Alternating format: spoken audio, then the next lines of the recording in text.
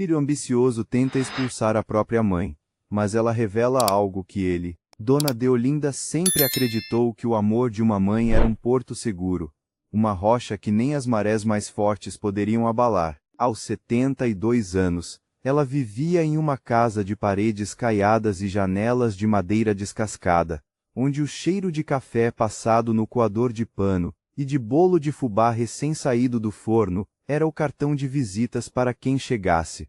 Durante décadas, Deolinda trabalhou como costureira, as mãos calejadas pela agulha e os olhos cansados de tanto acompanhar o movimento da linha nos tecidos finos. Cada ponto dado era um centavo guardado para que o filho, Ricardo, nunca soubesse o que era passar necessidade.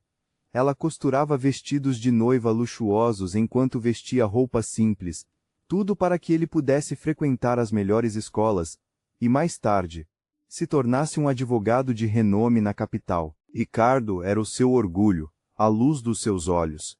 E ela acreditava piamente que ele reconhecia cada sacrifício feito. No entanto, o tempo tem uma maneira cruel de revelar as rachaduras nos alicerces que julgamos indestrutíveis. Quando Ricardo se casou com Beatriz, uma mulher de família abastada e hábitos sofisticados, o mundo de Deolinda começou a encolher. A nora nunca escondeu o desdém pela simplicidade da sogra. Para Beatriz, as mãos de Deolinda, marcadas pelo trabalho honesto, eram algo a ser evitado, e a casa da idosa era um lugar pequeno e sem graça.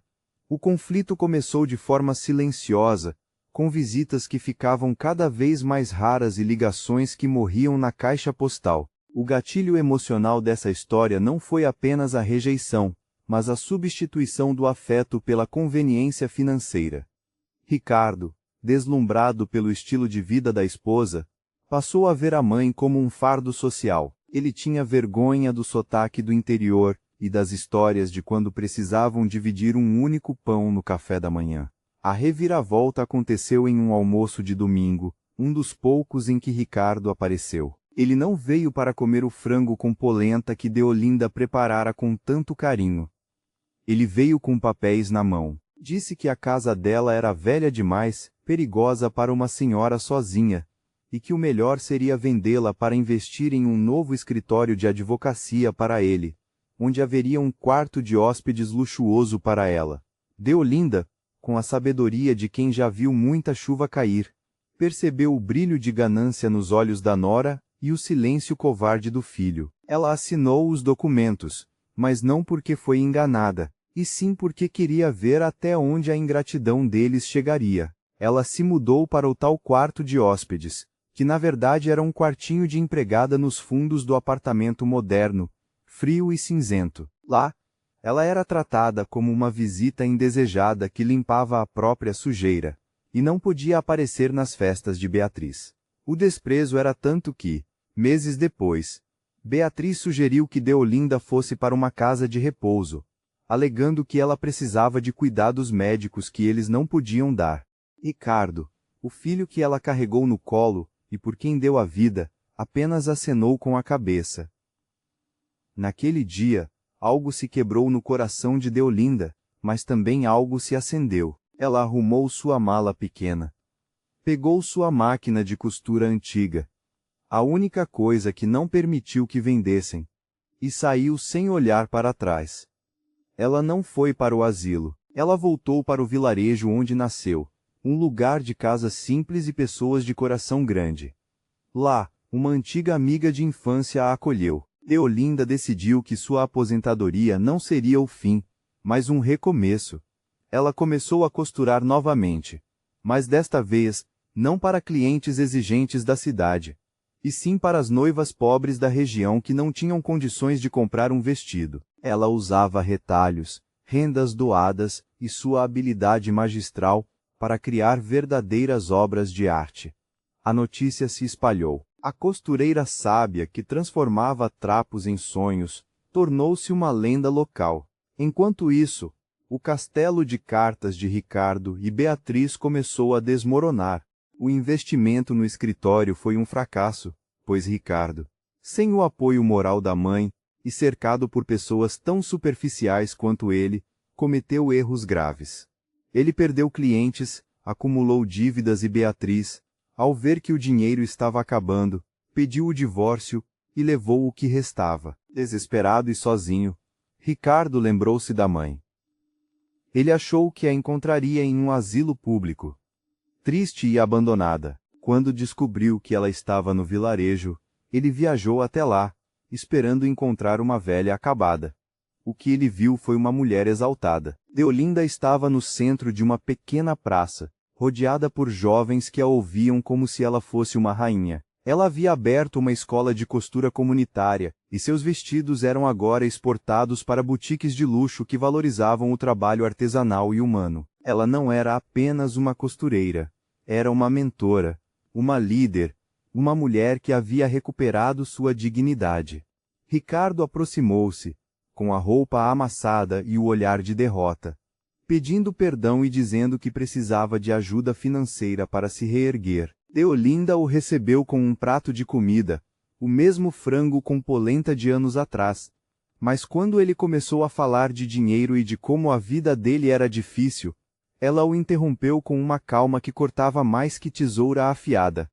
Ela disse que o filho que ela criou com sacrifício era um homem de caráter, mas que o homem sentado à sua frente era um estranho que valorizava o preço das coisas e não o valor das pessoas. Ela não lhe deu o dinheiro que ele queria para suas vaidades, mas ofereceu-lhe um emprego na oficina, carregando caixas e entregando encomendas, para que ele aprendesse o valor do suor que ele tanto desprezou. Ele chorou de vergonha, percebendo que a mãe que ele tentou apagar da sua vida era a única pessoa que realmente tinha algo sólido para lhe oferecer: a sabedoria do trabalho honesto. A história de Deolinda se tornou um símbolo de superação e vitória moral. Ela mostrou que a velhice não é o outono da vida, mas uma segunda primavera para quem tem coragem de se reinventar. Ela foi reconhecida pelo governo local, recebeu homenagens e, mais importante, reconquistou o respeito de si mesma. Ela não precisava mais do reconhecimento de Ricardo para se sentir completa. Ela era a prova viva de que o legado de uma pessoa não está nos apartamentos luxuosos ou nos cargos importantes, mas na marca que deixamos no coração de quem ajudamos. A atmosfera da sua nova casa era sempre acolhedora, com bancos de madeira no jardim onde ela sentava para ver o pôr do sol, sentindo o perfume das flores que ela mesma plantou. Ela tornou-se uma inspiração para todas as mulheres de sua idade, provando que nunca é tarde para dizer não à injustiça e sim aos próprios sonhos. No final, Deolinda foi amada e valorizada não pelo que tinha, mas pela pessoa incrível que sempre foi, e que o mundo finalmente pôde ver. Essa jornada de dor e triunfo serve para nos lembrar que o caráter não tem preço, e que o amor de mãe, embora infinito, também exige respeito. Em um mundo onde tanta dor passa em silêncio, você escolheu escutar até o fim essa trajetória de uma mulher que não se deixou abater. Se esta história de Deolinda mexeu com o seu coração, e te fez refletir sobre a importância de valorizar quem sempre esteve ao nosso lado, deixe sua inscrição para que possamos continuar trazendo relatos reais de superação que merecem ser contados e conhecidos por todos. Escreva nos comentários de qual parte do mundo você está assistindo a esta história, e se puder, compartilhe com seus amigos e familiares. Pode parecer um gesto pequeno, mas espalhar uma história de vitória moral e dignidade como esta é também uma forma de espalhar esperança e inspirar outras pessoas a nunca desistirem de si mesmas, independentemente da idade ou das circunstâncias que a vida apresente. Deolinda continuou sua vida no vilarejo, cercada pelo respeito de todos. Ricardo, trabalhando na oficina, começou lentamente a entender o que significava ser um homem de verdade. Ele via a mãe de longe, atendendo as noivas com um sorriso que iluminava a sala, e sentia um aperto no peito ao lembrar de como quase jogou fora aquele tesouro. Mas Deolinda não guardava rancor. Ela apenas vivia sua verdade, um ponto de cada vez, construindo um futuro que ela mesma desenhou. A casa antiga, agora reformada com as próprias mãos e os ganhos do seu trabalho, era o símbolo máximo da sua independência. Ali, nas filas de banco da cidadezinha ou na feira de sábado, todos sabiam quem era a dona Deolinda, a mulher que costurou o próprio destino com linhas de ferro e seda. Sua sabedoria era buscada por jovens e velhos, e ela sempre tinha um conselho pronto, dado com a doçura de quem já provou o amargo da vida, e soube transformá-lo em mel. A exaltação emocional veio não de um prêmio material, mas da paz que ela sentia ao deitar a cabeça no travesseiro, e saber que não devia nada a ninguém, e que sua história serviria de farol para muitos. Ela era a prova de que a justiça tarda, mas não falha para quem mantém a fé e a dignidade acima de qualquer interesse. E assim, no banco de madeira de seu jardim, sob a sombra de uma mangueira frondosa, Deolinda assistia ao tempo passar, não mais como uma vítima da ingratidão alheia, mas como a autora vitoriosa de sua própria caminhada. Cada pôr do sol era uma celebração da sua força, e cada amanhecer uma nova oportunidade de mostrar que o coração de uma mãe, quando honrado, é capaz de milagres. A exaltação de sua figura era constante, e o vilarejo nunca mais foi o mesmo depois que ela decidiu voltar e mostrar que a verdadeira riqueza não se conta em moedas, mas em atos de bondade e na coragem de recomeçar sempre que for preciso. Deolinda tornou-se eterna na memória daqueles que tiveram o privilégio de conhecê-la e sua história continua a ecoar, lembrando-nos de que a dignidade humana é o bem mais precioso que possuímos e que devemos protegê-la com toda a nossa alma, especialmente quando o mundo tenta nos convencer do contrário. No silêncio daquela cozinha simples, entre o estalar da lenha no fogão e o aroma do café, residia a verdadeira vitória de uma mulher que soube ser maior que suas tristezas, e que transformou o abandono em uma lição de amor próprio e resiliência para todas as gerações. Por isso, valorize as mãos cansadas e os cabelos brancos que cruzarem o seu caminho, pois por trás de cada ruga existe uma história de luta que merece ser honrada. A vida de Deolinda é o exemplo de que o fim pode ser apenas um novo e glorioso começo para quem não tem medo de lutar pelo seu lugar no mundo. Que a coragem dela seja a sua coragem, e que a vitória dela te inspire a buscar a sua própria luz. Não importa o quão escuro o caminho pareça estar hoje. Lembre-se sempre de que você é o dono da sua história, e que, assim como Deolinda, você tem o poder de transformar qualquer injustiça em uma grande e emocionante vitória moral, que será lembrada por todos os que te amam. Siga em frente com a certeza de que a bondade sempre vence no final, e que o reconhecimento virá para aqueles que agem com o coração limpo e a alma transparente. Deolinda agora descansa em paz com sua consciência, sabendo que cumpriu seu papel, e que deixou um legado de força para todos nós. Que esta narrativa tenha tocado sua alma, e te lembre da beleza de ser verdadeiro consigo mesmo e com os outros, pois essa é a única forma de alcançar a verdadeira felicidade e o respeito eterno daqueles que nos rodeiam. No aconchego de sua varanda, Deolinda sorri para o futuro, sabendo que sua vida valeu a pena,